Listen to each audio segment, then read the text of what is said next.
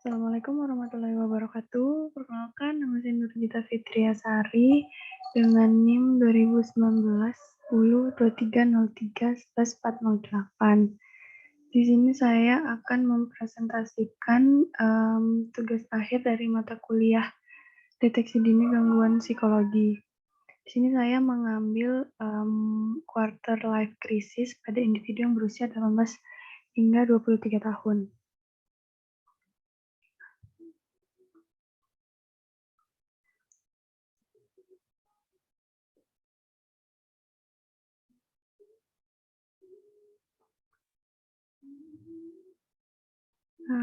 Untuk pengertiannya sendiri, quarter life crisis itu adalah perasaan yang muncul pada saat individu memasuki usia pertengahan 20 tahunan, di mana ia akan merasa takut terhadap kehidupan di masa depan yang akan datang, entah itu tentang urusan karir, relasi, dan kehidupan sosialnya. Dimensi-dimensi dari quarter life crisis itu ada 7. Yang pertama ada kebimbangan dalam pengambilan keputusan, yang kedua adalah khawatir terhadap hubungan interpersonal, yang ketiga ada rasa cemas, yang keempat perasaan tertekan, kelima penilaian diri yang negatif, yang keenam adalah perasaan terjebak dalam situasi sulit, dan yang ketujuh adalah perasaan putus asa.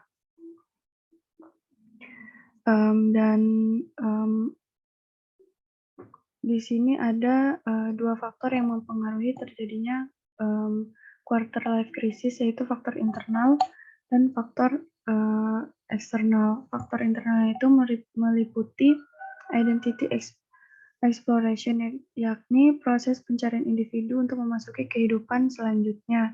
Yang kedua, instability, yaitu perubahan yang disebabkan gaya hidup yang menuntut individu untuk selalu siap dengan keadaan yang tidak sesuai dengan rencananya. Yang ketiga, being self-focused, mulai belajar untuk mandiri dan membuat keputusan sendiri dan mempertanggungjawabkannya. Yang keempat ada feeling in between. Yang kelima ada the edge of possibility. Kemudian untuk faktor eksternal itu ada pengaruh dari teman, percintaan, dan relasi dengan keluarga. Individu mulai mempertanyakan kapan ia siap untuk menikah. Dalam relasi keluarga, dirinya merasa sudah cukup dewasa untuk membebani orang tuanya. Yang kedua itu ada kehidupan pekerjaan dan karir. Kemudian di dalam penelitian ini saya menggunakan instrumen quarter life crisis yang menggunakan skala dari Sumarta yang dikembangkan berdasarkan dimensi-dimensi dari teori quarter life crisis dari Robbins dan Milner. Skala ini berisikan 25 item dengan 4 pilihan jawaban, yaitu sangat setuju, setuju, tidak setuju, dan sangat tidak setuju.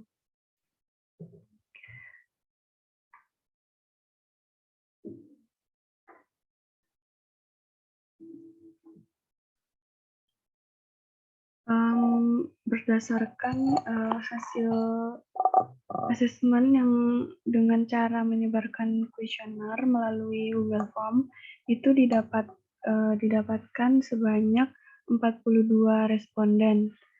Kemudian berikut merupakan deskripsi responden.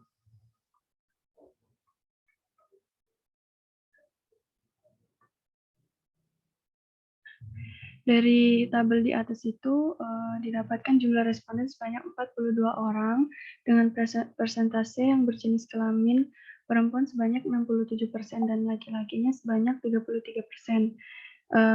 Dari total 42 responden itu didapatkan rentang usia dari 18 sampai 23 tahun. 41 dari 42 responden itu merupakan mahasiswa dari berbagai universitas dan jurusan dengan persentase 98% dan satu orangnya merupakan orang yang sudah bekerja. Sebagian besar responden itu berdomisili di Malang sebanyak 17 orang dengan persentase 40,4%. Yang kedua ada di Kota Bima sebanyak 12 orang dengan persentase 28,5%. Di Mataram sebanyak 5 orang dengan persentase 11,9%. Dan sisanya itu ada di Bandung, Tabalong, Bali, Jogja, dan Probolinggo. Sebagian besar responden itu merupakan mahasiswa semester 5 dengan total 29 responden dengan persentase 69%. Kemudian responden yang didapat itu berasal dari berbagai jurusan seperti jurusan psikologi, hukum, hubungan internasional, teknik sipil, dan sebagainya. Kemudian di sini merupakan kategori dari quarter life crisis. Untuk kategori rendah itu memiliki skor kurang dari 50. Untuk kategori sedang memiliki skor 50 sampai dengan 75. Untuk skor tinggi yaitu lebih dari 75. Kemudian dari hasil penyebaran kuesioner yang telah dilakukan sebelumnya, maka didapatkan data sebagai berikut, di mana dari total 42 responden, 16,7% berada pada tingkatan rendah, 78,6% pada tingkatan sedang, dan 4,8%-nya pada tingkatan tinggi, sehingga dapat disimpulkan bahwa sebagian besar responden itu berada dalam kategori tingkatan sedang.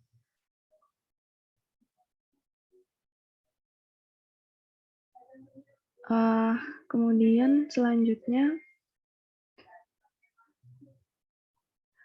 berdasarkan gambar pada gambar 2, yaitu pada dimensi 1, responden itu termasuk dalam kategori rendah itu ada sebanyak 26,2%, kategori sedang sebanyak 61,9%, dan kategori tinggi sebanyak 11,9%.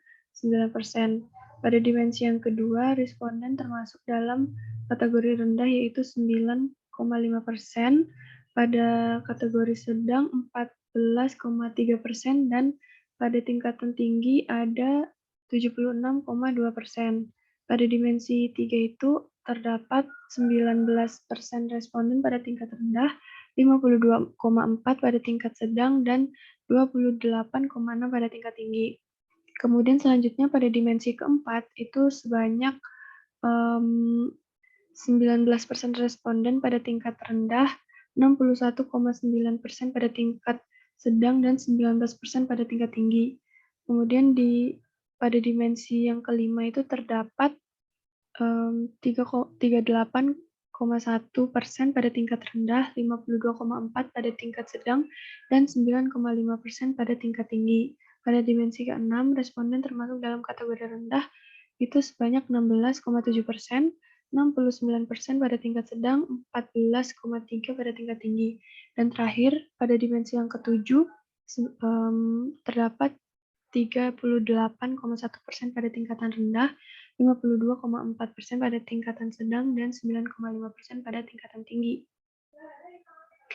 Jadi kesimpulan dari hasil penelitian yang dilakukan, yang disebarkan kepada 42 responden dengan rentang usia 8 hingga 23 tahun itu didapatkan responden yang memiliki kategori tinggi terkait quarter life crisis itu sebanyak 4,8%, kategori sedang sebanyak 78,6%, dan kategori rendah sebanyak 16,7%.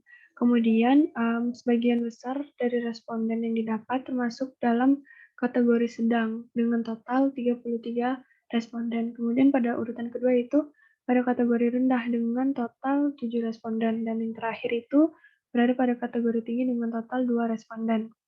Kemudian dari 7 dimensi yang ada, dimensi mengenai khawatir dengan hubungan interpersonal merupakan dimensi yang paling banyak memiliki responden dengan kategori tinggi, yaitu dengan persentase 76,2% dibandingkan dengan dimensi lainnya. Kemudian saran yang dapat diberikan kepada responden adalah karena sebagian besar responden itu berada dalam kategori sedang, itu, sebisa mungkin lebih bisa, percaya pada kemampuan diri sendiri dan lebih menghargai usaha yang telah dilakukannya selama ini. Kemudian untuk responden yang termasuk dalam kategori tinggi, untuk dimensi khawatir dengan hubungan interpersonal adalah dengan terus berusaha untuk menjaga hubungan baik dengan orang di sekitarnya, dan juga mencoba untuk memberanikan diri dan membuka diri, sehingga dapat memperluas relasinya lebih dari saat ini. Baik, sekian, presentasi yang dapat saya lakukan, lebih dan kurangnya mohon maaf. Wassalamualaikum warahmatullahi wabarakatuh.